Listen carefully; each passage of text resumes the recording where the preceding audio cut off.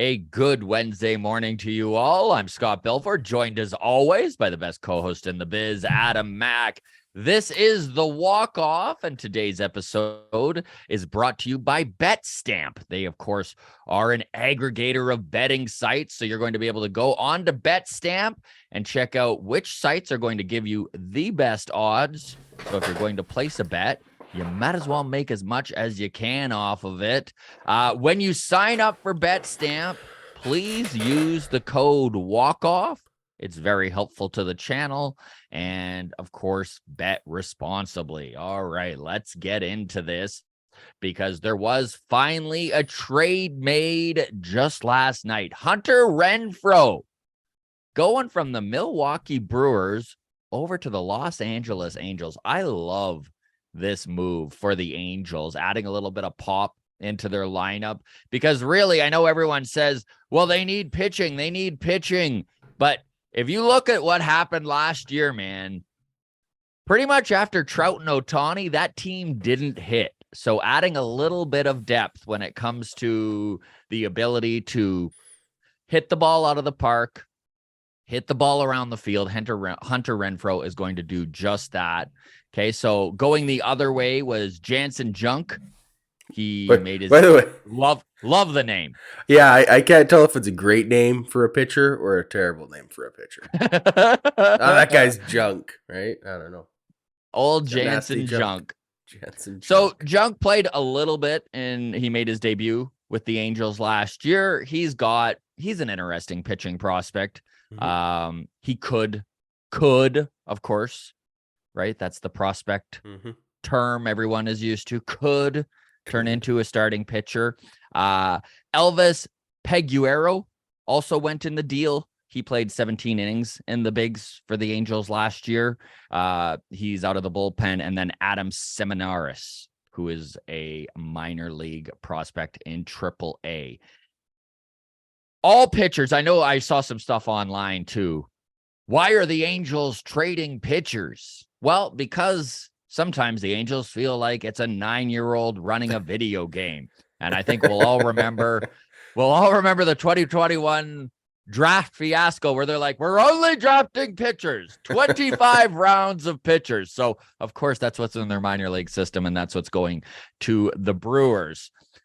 Brewers are shedding salary, dude. I think this is becoming pretty apparent. Yep.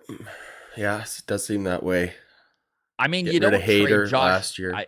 Exactly. You don't trade Josh Hader at the trade deadline. And I know that they said all of the right things. The lip service was there. We're still trying to make the playoffs. We're still competing. But writing was on the wall when the Brewers traded Hader that unless some miracle happened, they were pretty much bowing out of that playoff race, even with the stud that is Devin Williams at the back end of that bullpen. And it does make sense for them to move on from Hader because they are such a small market team and money does matter in Milwaukee.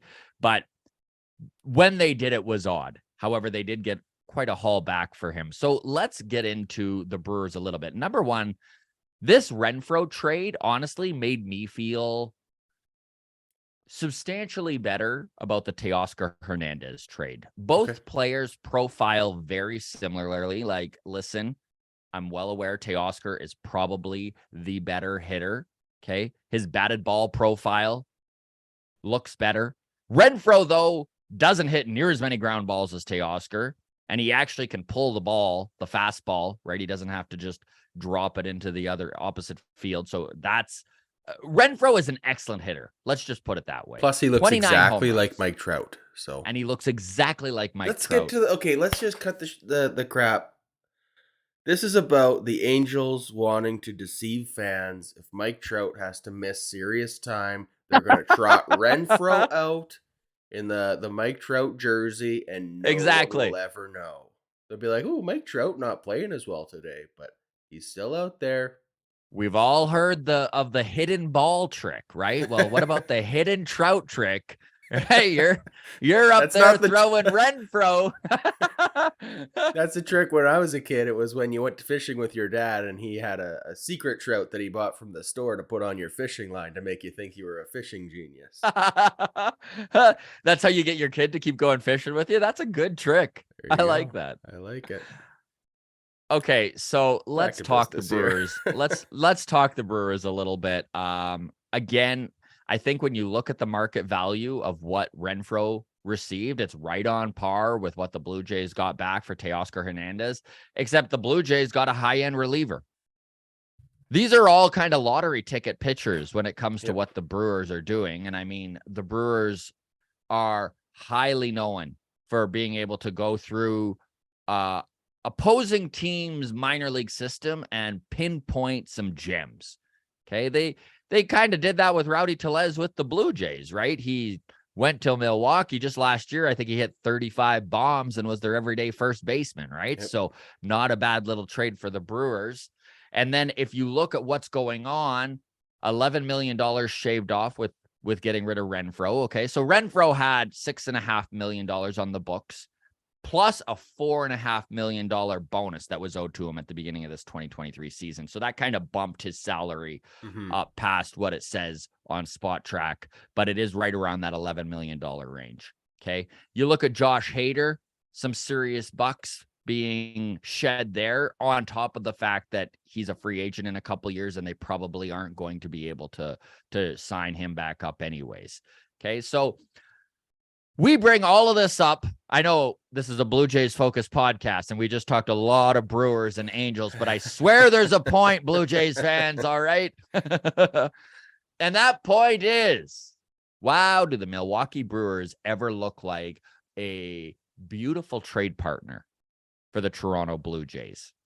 Especially when you look at pitching, right? Because they've got some studs in that starting rotation. Corbin Burns, of course, is the glowing, shining star we all dream about. But Freddie Peralta is a heck of a pitcher as well. He has developed over the last couple of years into a possible ace as well. And the Brewers are really good at developing starting pitching, and they do it a little differently in that they kind of start them in the bullpen, give them more innings. I mean, even Peralta, I know he had some injury problems this year, but I think he only pitched like 78 innings over 18 games, which broke down to about 4 1/3 innings an outing.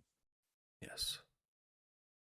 They lean heavy into that new way of thinking when it comes to baseball and the bullpen and the way you organize your pitching staff and use your pitching staff. Freddie Peralta still had a beautiful whip of 1.038. I'll take that all day long. Mm-hmm. So, Pretty good little ERA too on him, right? Yeah, 3.58. Yeah. It one of the best ones on our team. If he was to come over tomorrow, he'd be. So let's talk the logistics here. Okay, because the Milwaukee Brewers have an MO of constantly trying to compete. It's something that I really admire about that organization.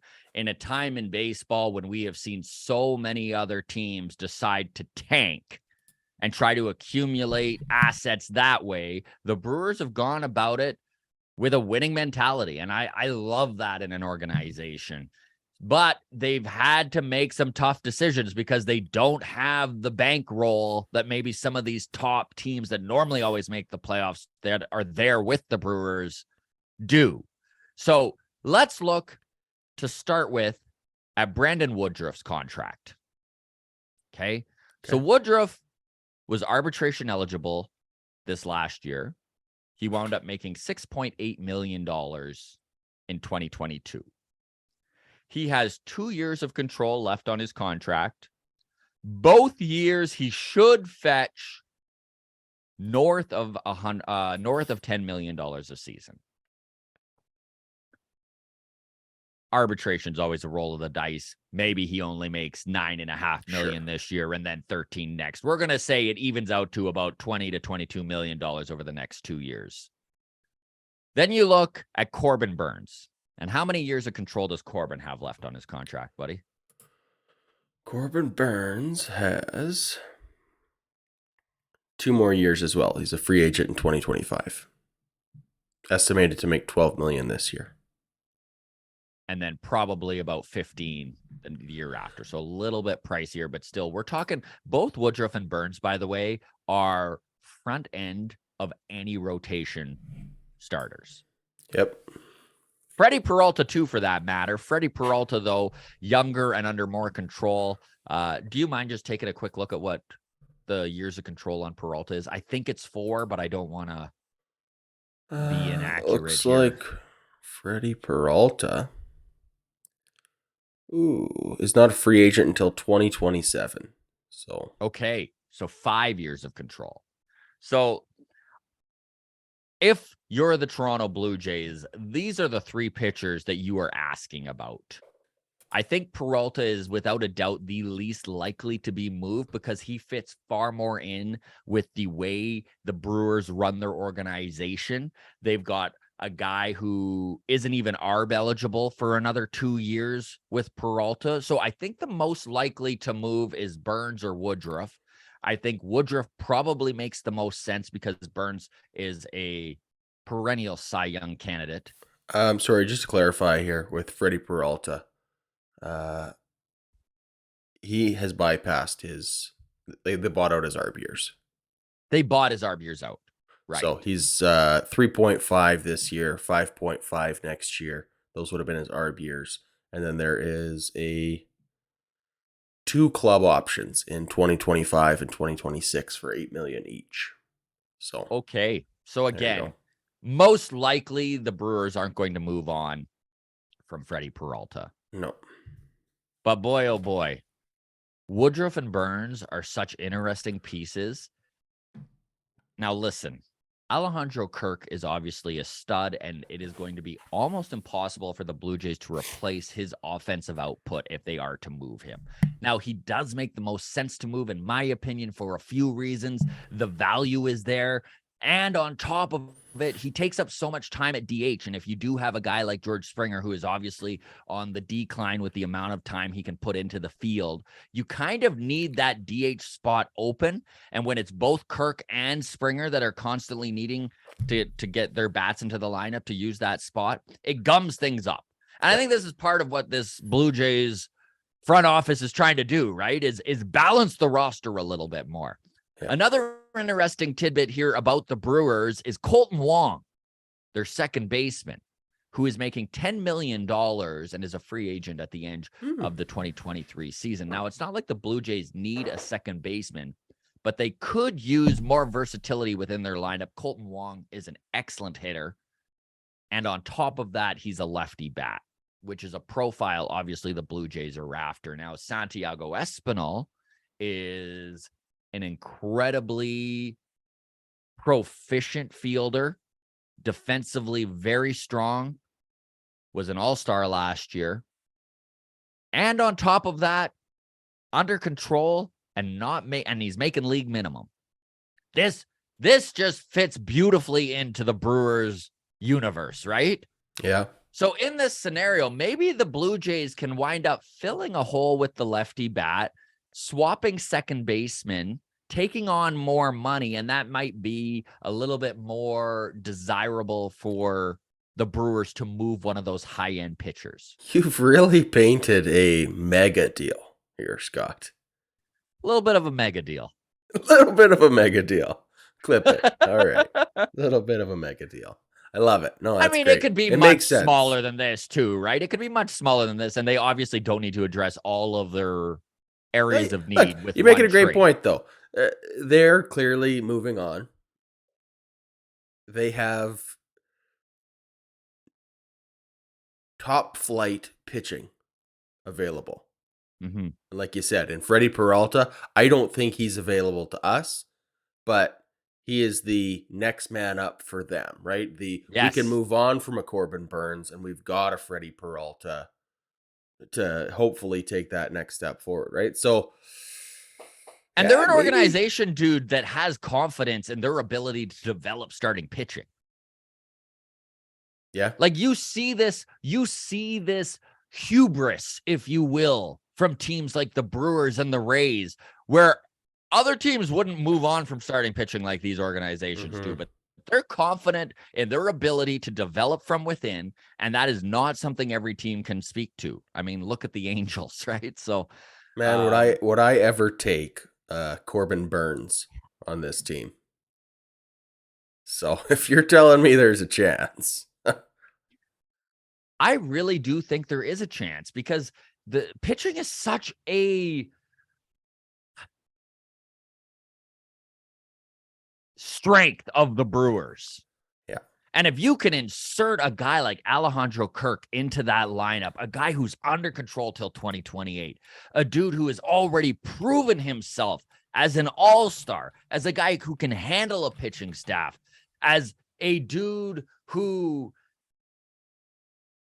fits in to any clubhouse, right? Like he has just been a chameleon in that Blue Jays clubhouse, soaking up all of the knowledge that is available out there. Like, I love Kirky. I don't want to give up Kirk. But if we're talking a guy like Burns, guys. it's a no. Yeah. No, absolutely. And I think, like you said, the fact that they did move on from Josh Hader, one of the best closers in baseball, just last year at the trade deadline. This is a team that Speaks volumes. is really leaning in a certain direction, right? I don't think you move on from Josh Hader if the plan is to hoard Corbin Burns, right? So makes sense, man. Even the way the Brewers have set up their contracts is so impressive to me, right? Like if you look at this Renfroe contract, right? They gave him, I think it was $15 million over 2 years. Yep. Backloaded the bonus, right? Yep. Gave them the ability, and I mean, $11 million for Hunter Renfroe, 29 home runs last year. Still not a bad price, right? I mean, pretty affordable. You know, so they, yeah. No, I was just gonna say it's the same approach that the Rays did with Wander Franco. Mm-hmm. Right? What did they give him for a contract? It was let me just pull up the numbers here. 11-year, $182 million. Who ever saw the Rays paying $182 million to anyone? I've never in a million years would I have considered that. But then when you look at it, that microscope up a little bit. It's yeah. $1 million last year, $2 million this year, $2 million next year, and then even in 2025 when he's 24 years old, it's only $8 million. That's still, I mean, pretty good for him. And I'd say that's the last year, but like that's probably the year they make the trade midway through that season because in 2026 it's 15 million and then it's 22 million and 25 for the last half of it. Like something to watch. This Brewers and Jays match. Just, I love it so much, and I really hope that it is an avenue that is pursued. Of course, we need to wait and see. One other piece of news that came out yesterday was Ronald Acuna Jr.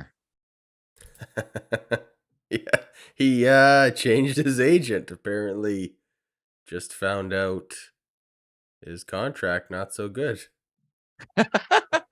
Someone told him, "Hey, Ronnie, you got hosed."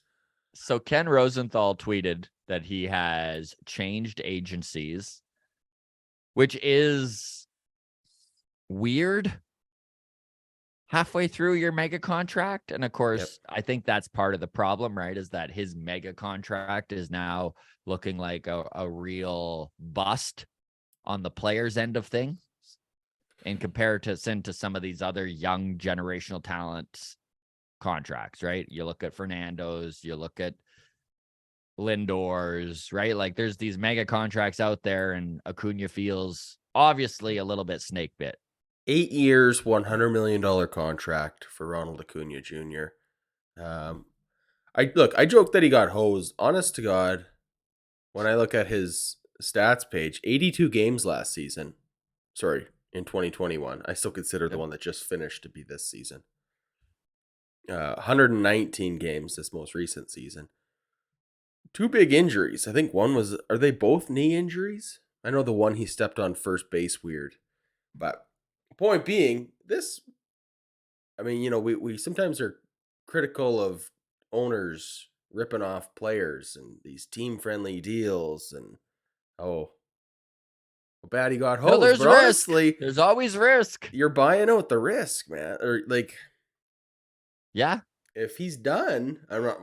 That's Yeah, a obviously bold way that's of not putting the it. I'm not case. saying he's Yeah. done, but I mean, that's why, as a 20-year-old, as a 21-year-old, you take that Consider signing $100 million that deal. contract. As you go, you know what? When I'm 23, what happens if I step on first base weirdly? You know, I eat a bad batch of tacos and I got to miss some time. All of a sudden, you know, 100 million in the bank is nice. It is nice. So, with all that being said, it is just interesting after the all the talk 2 weeks ago about Ronald Acuna Jr. being traded to the Blue Jays, or Yeah. the Braves moving on from Ronald Acuna Jr. So the timing is interesting. It is worth noting though that he does have some super talented family members that are coming up the pipeline. Oh, So, really? oh yeah, I think this is the big factor here. Um, so per Ken Rosenthal, Acuna's two young brothers, I think, and a cousin, are all pretty top tier prospects here. So his brothers, Luis Angel, 20 years old, is the Rangers' number 7 prospect. Okay. And Brian, who's 17 years old, is a Twins prospect. And then he has a Interesting. cousin, Miguel Garcia, is the Royals' number 5 prospect. So they've all joined him at this new agency, Ah, uh, which bloodlines. is Magnus Sports. So it could just be a case of, like, the family sees, you know, old Ronald there.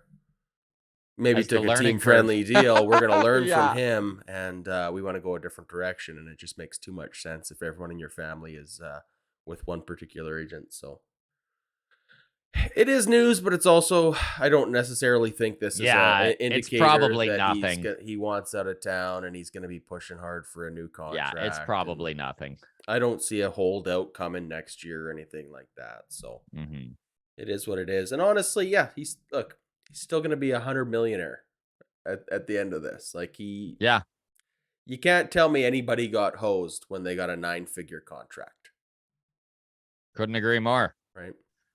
Couldn't agree more. And honestly, yes, in comparison to his counterparts out on the market, he is being underpaid. However, he does have club options, which of course they're going to take Yeah. for his 29 and 30 season, but he is going to be a free agent at 30 years old, very similar to Aaron Judge. He could still get a monster $300 million contract, and maybe he can even match what a guy like Fernando Tatis Jr. wound up doing, jumping the gun on a contract at 22.